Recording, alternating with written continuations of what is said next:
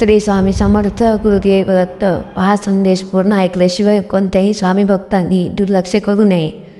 हा संदेश जर का तुम्ही पूर्ण ऐकलं नाही तर स्वामींचा तुम्हाला साफ इशारा आहे.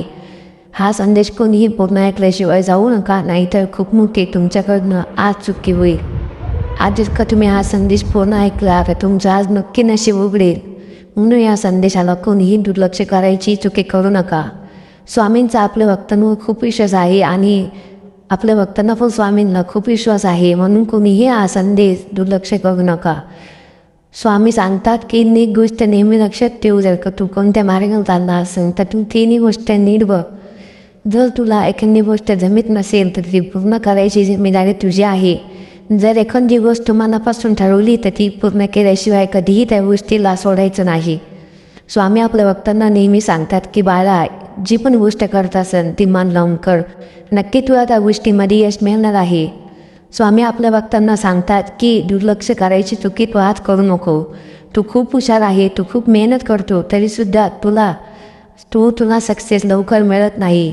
या मागची खूप मोठी चुकी या संदेशामध्ये तुला कळणार आहे. स्वामी आपल्या भक्तांना सांगतात की बाळा, जर का तू एक गोष्ट करायची ठरवली तर तिला मन लावून कर.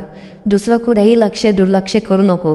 कुठेही लक्ष तू घालू नको. जी गोष्ट तू करणार आहे तीच गोष्ट का तू लक्ष दे.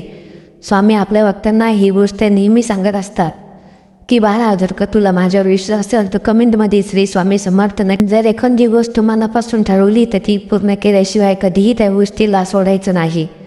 स्वामी आपल्या भक्तांना नेहमी सांगतात की बाळा, जी पण गोष्ट करत असेल ती मन लावून कर, नक्की तुला त्या गोष्टीमध्ये यश मिळणार आहे.